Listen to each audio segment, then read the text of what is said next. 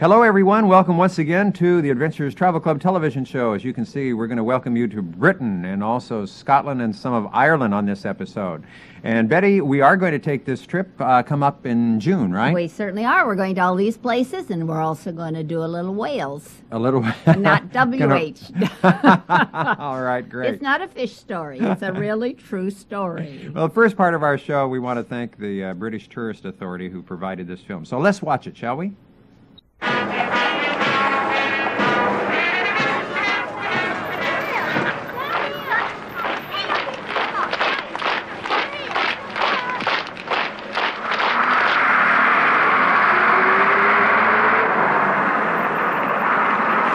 This is London.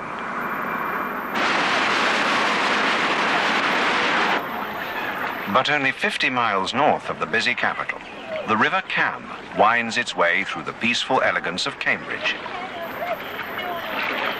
The river, its punts and bridges, are as famous as the city's university. The oldest colleges date back to the 13th century. The mood of Cambridge is one of tranquility, and there's much here that's remained unchanged for centuries.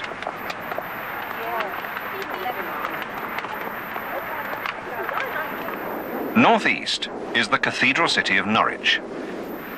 It too is a mixture of old and new.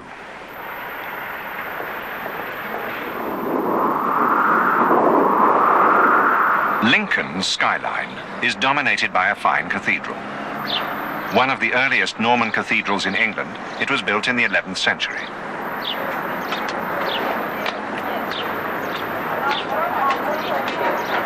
Lincoln, although an important, busy county capital, has retained much of its charm, with its narrow streets and cobbled roads. To the west, the Peak District, with its national park, forms the heart of Derbyshire. This is for lovers of the outdoor life, and there are dozens of picturesque villages.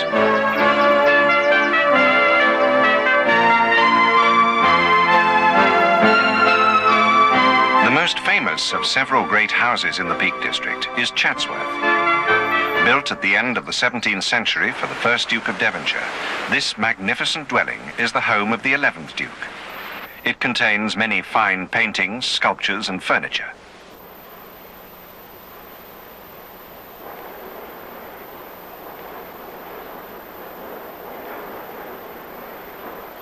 Staithes, a fishing village on the North Yorkshire coast, was once the home of navigator Captain Cook.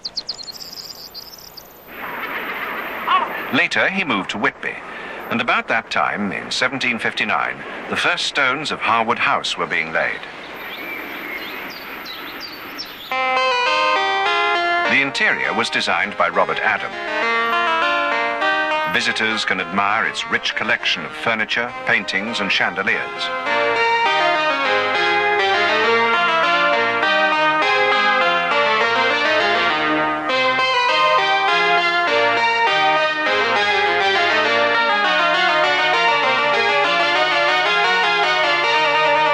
Many of the guests of the first Earl of Harwood would probably have paid regular visits to Harrogate, then a popular spa town. Today, Harrogate is still a cultural and touring centre for those exploring Yorkshire.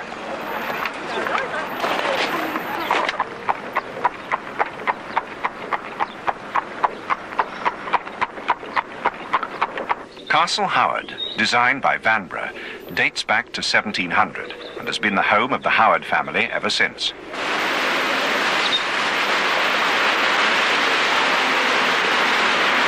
Halfway between Harwood and Castle Howard is the walled city of York. It was an important centre in Roman times, and the Vikings settled here. Today, York is the home of the National Railway Museum, with a large collection of locomotives, old and new.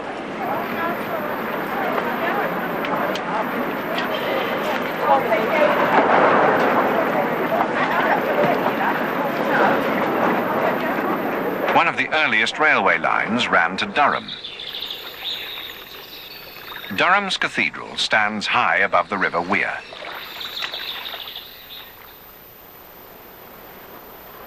The interior of the cathedral is dominated by this great wheel window.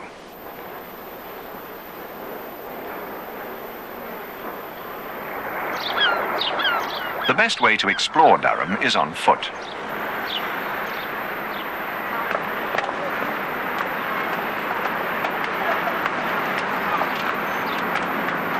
On the coast, further north, is Bamborough Castle.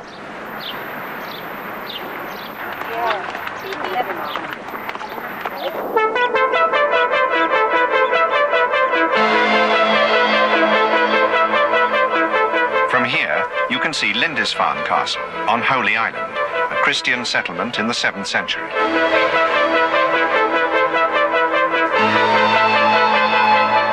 Edinburgh, Scotland's capital, welcomes visitors of every nationality and has many well-known landmarks. Princes Street, the Castle, the Royal Mile, the Royal Palace and Holyrood House,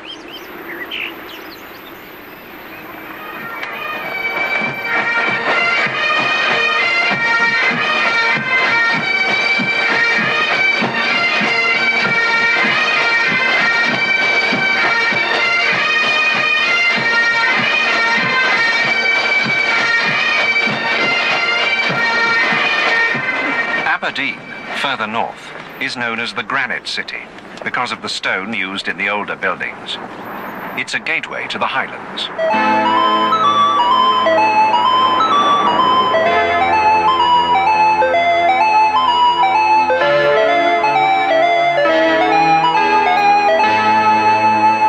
Within reach of Aberdeen are many of Scotland's castles. This is Craigievar.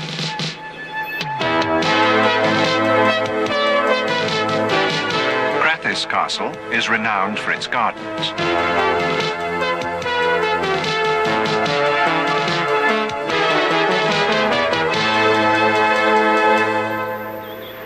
Balmoral is the magnificent Scottish home of the royal family. Inverness, capital of the Highlands, marks the furthest point north in our journey.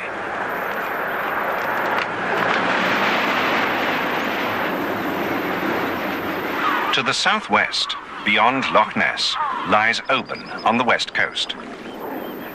From here you can reach the Western Isles of Scotland.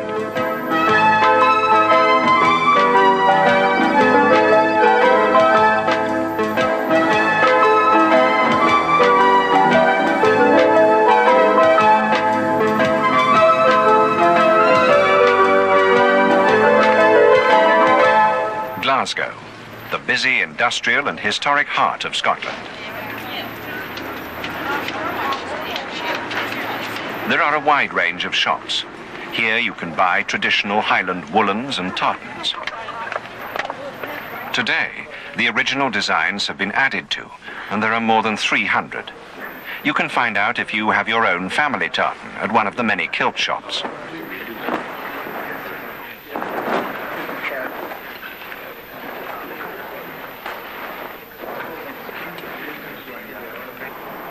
Glasgow is also the home of an important international museum, the Burrell Collection.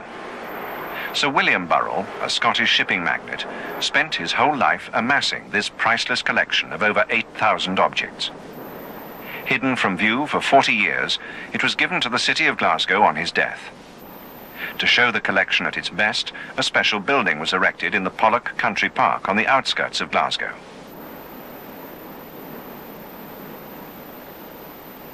Britain's border country, wild and rugged, where once castle raiders came south. The Romans had a defense against the Scots, Hadrian's Wall.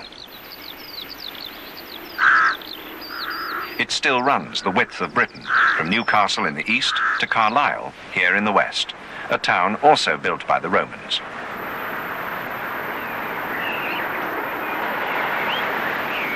It's on the doorstep of the Lake District.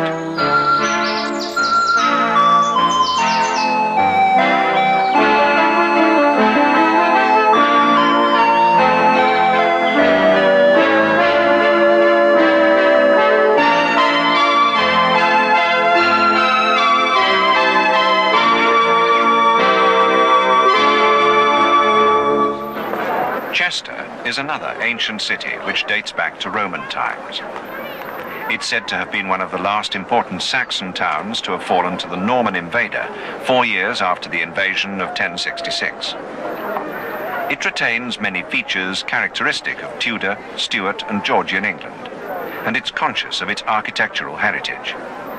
Visitors from all over the world can stroll along the roads, Chester's unique two-tier shopping lines. Within minutes of leaving Chester, the railway takes passengers through the pleasant rolling countryside of North Wales. One would almost think that the route was chosen to give travellers the best view.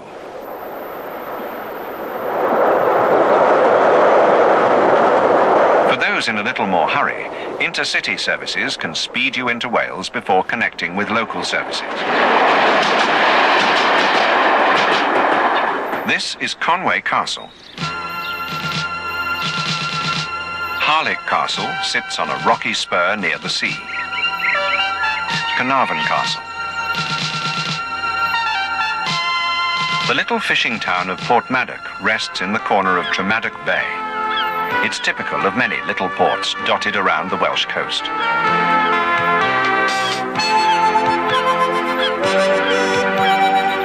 The spirit of Wales is found in these rivers, mountains, woods and moors, one of the most picturesque parts of Britain.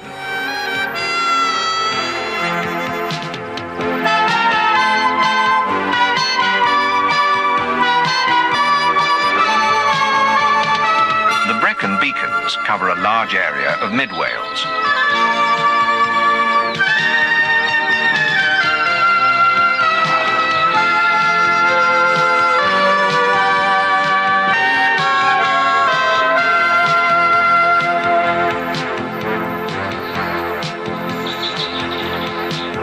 Cardiff has grown in little more than 150 years from a sizable village to become capital of Wales and a major seaport.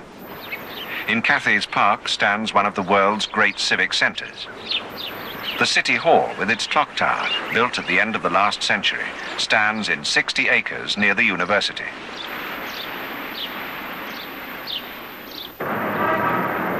Cardiff Castle, erected in the 12th century by the Norman invaders. Crossing back over the border to England and the picturesque Gloucestershire countryside, there are many small picture postcard villages dotted around the Cotswolds. Stow-on-the-Wold is among the most pleasant.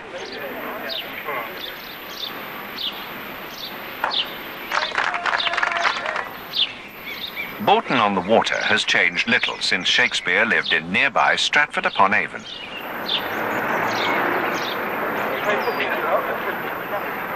The Royal Shakespeare Theatre sits on the banks of the River Avon.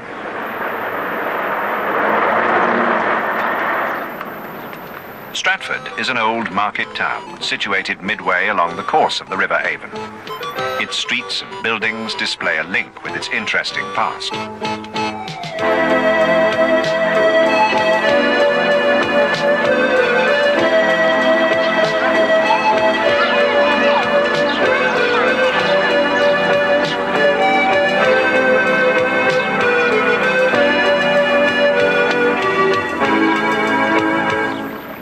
Oxford, as an old university town, dates back to the 12th century. It has been the student home of famous writers, artists, actors, scientists, and politicians. There's so much in the town, a day isn't long enough.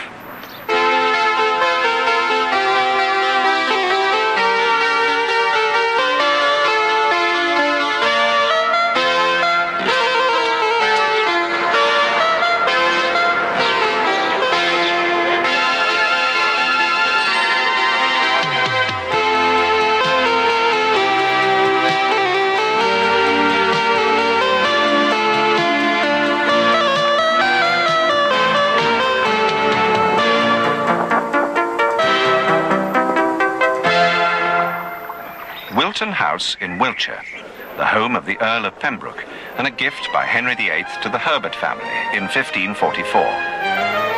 These superb 17th century state rooms, designed by Inigo Jones, house paintings by Rembrandt, Rubens, Van Dyck and Reynolds.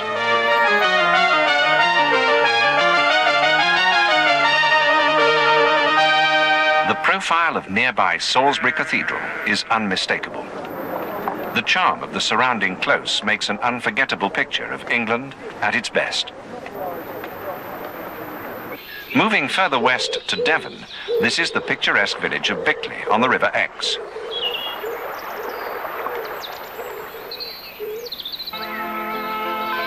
Seven miles outside Exeter, Kilverton House has a fine hillside garden with exotic plants and shrubs.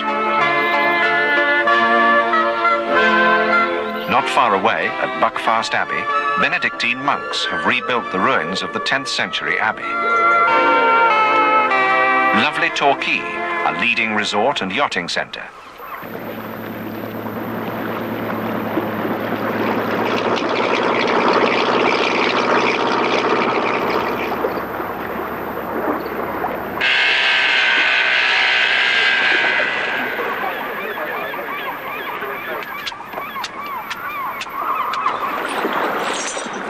Tiverton, on the Great Western Canal, where horse-drawn barges still provide a working reminder of Britain's Industrial Revolution.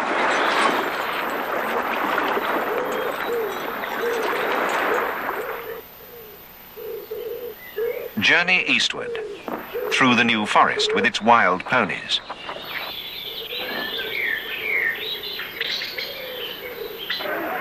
To Brighton, one of the most popular resorts on the south coast.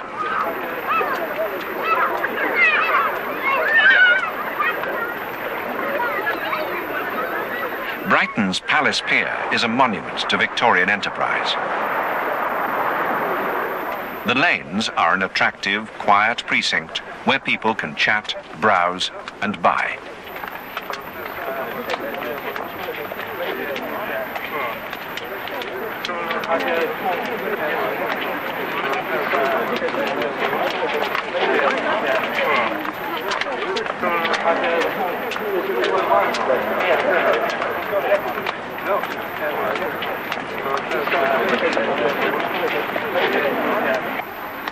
Canterbury is the final destination on our tour around Britain.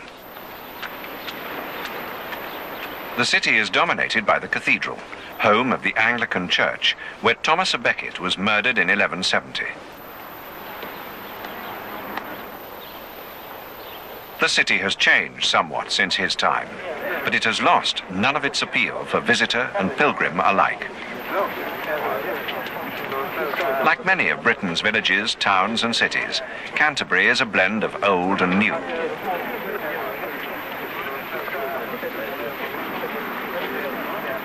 Parts of the old city are still to be seen, and there are buildings, streets and gardens to explore.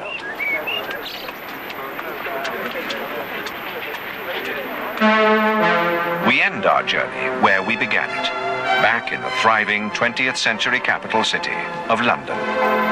It's a fabulous place of contrasts, traditions and heritage. It is friendly and it's fun.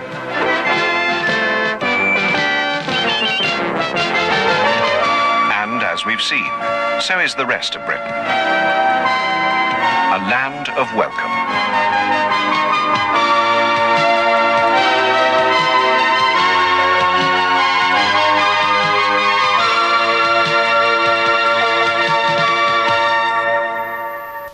Well, Betty, right now let's hop over to Dublin in Ireland, and we're going to St. Patrick's Cathedral. And we have a wonderful guide here. Oh, she's good. Isn't she wonderful? Isn't She's going to she? give us a good history lesson And here. this is ours. Yes, it is. And so we hope that you'll enjoy this visit of St. Patrick's.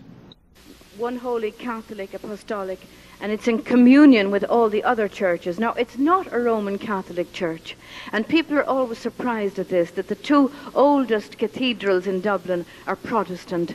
We do have a Catholic cathedral situated close to the principal street, but it's relatively new. It's only from about 1860. It's called the Pro Cathedral, because they had intended, meaning provisional, they were going to build a bigger one, but they never did. Now, it's very important to remember that the Reformation caused so many changes in England, and especially in Ireland, that this church was a Roman Catholic church until the Reformation. And as you know, until that time, all of Europe was under the control of the Pope of Rome. And then Martin Luther broke away. And King Henry VIII in England was so annoyed with Luther that he wrote a document condemning him. And the Pope was so pleased with this, he gave King Henry VIII the title Defender of the Faith. However, a few years later, everything changed when Henry was refused a divorce. England became Protestant. Ireland then, in theory, became Protestant, but we never did. We always held on to the Catholic religion in spite of a lot of persecution. And that is why to this day, people who claim to be Catholic here practice their religion more seriously than other countries which are nominally Catholic. About 80% go to Mass on Sunday, which is a very high proportion. The man who's in charge of this church, Dean Victor Griffin, he often says to us guides that this is a Catholic church, and he is a Catholic dean, but not Roman Catholic, because in many ways they're very close to, and hopefully they will all come together someday, but Mass has not been celebrated here since the time of the Reformation. However, since Vatican II, Catholic priests come here now frequently for funerals or joint prayers.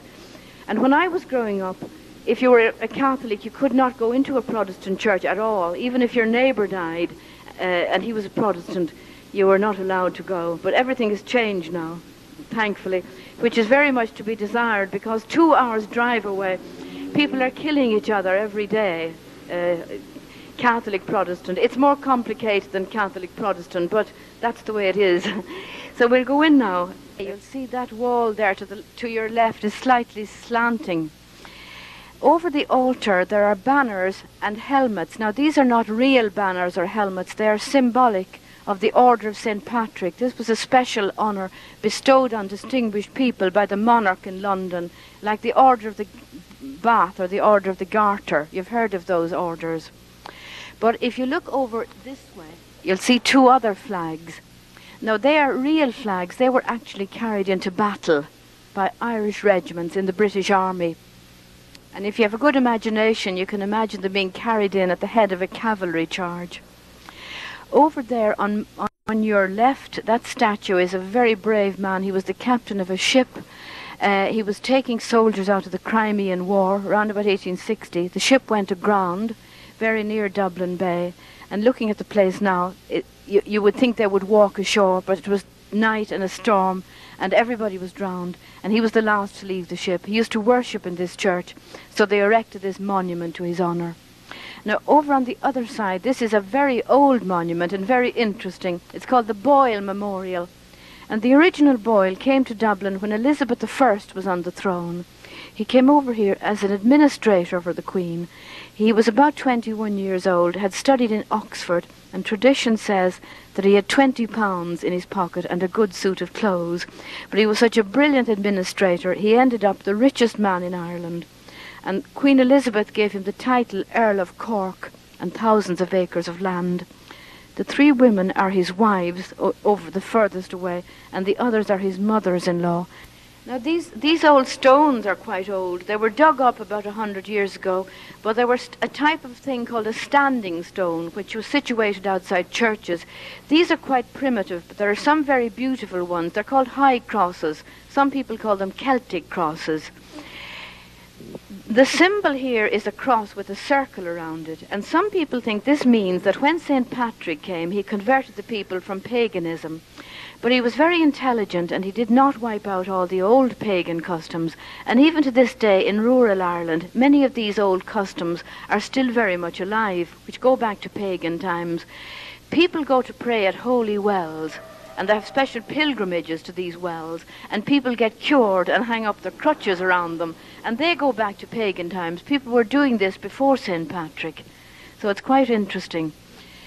The windows, I told you that the church was in a very bad state of repair until this Guinness man stepped in, with the result that unlike other beautiful cathedrals in France or in England, none of the stained glass windows are very special artistically, but this one tells an interesting story about a man called Richard Fitzgerald, Earl of Mayo. He was a titled person, and he must have been very clever, because when he was only 38 years old, the Prime Minister of England, Disraeli, made him Governor-General of India.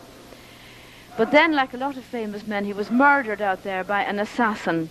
And some years later, a strange thing happened. His relatives in Ireland received a package in the post containing the head of the man who had killed him. That was the custom out there. Sorry to be so gruesome. Philpot Curran, he has a connection with Robert Emmet. Any of you who have any Irish blood? Anybody ever hear of Robert Emmet? He led a rebellion against the British in 1803. He was a Protestant, and the rebellion was put down very quickly, and he was taken to trial and executed. And he made a great speech from the dock, a beautiful speech. Terrible noise. It says, let no man write my epitaph until my country takes her place among the nations of the earth. And he was in love with a young woman called Sarah Curran, the daughter of the Lord Chief Justice, who is this man here. And it's lots of songs have been written about their love affair. We're here now in Loughlin Bridge, a beautiful little village. It is of interest to me, of course, because my name, Lazarian, which many think is Armenian, the little Saint Lazarian came from this very town, and I was baptized in the cathedral, and it was the parish priest who told my dad his name is Lazarian. My mother didn't find that out till he took me home, so I'd like to, often wondered what she said, but I never did find out. Beautiful little part of the country here, and one could spend a lot of time just viewing the scenery and the rivers and the bridges and the flowers. And a delightful place. So now we know, Betty, how Monsignor Byrne got his name, huh? Oh, what a shock for his mother. That wasn't intended. Is that right? No. Another name was intended for him? Yeah. And he came to, here's your baby, here's Lazarian. Well, it's a good name. This is just a little scene of driving near Kilkenny, and this is another Irish village. And we actually went to a beautiful castle here when we were in Ireland before. And if you take a look right over here, over the river, we'll get a little shot of it. Again, I apologize for all the bumps and you're probably seasick after watching this today. But the roads are a little bumpy. A little bumpy. Yeah, a little bumpy. Okay. Anyway, we had a good time. But Betty, we should tell everybody that we are going to go to Europe. We're going to go to England, to Ireland, to Scotland, and Wales. And that will be in June. And if you would like a brochure on that, the brochures are ready. Betty would be very happy to mail you one. And it's very easy to contact us, because all you have to do is call 209-488-7443 and request the information, and Betty will be very happy to send it out to you, right? Oh, yeah, I have some lovely brochures. They really are quite descriptive, and I think you would enjoy them, yeah. Good. So we hope that you'll go with us. Again, that's going to be June the what? June the 27th is for 16 days. We fly out of Fresno and return to Fresno. Great. And we'll see you next time. Bye-bye for now. Bye-bye.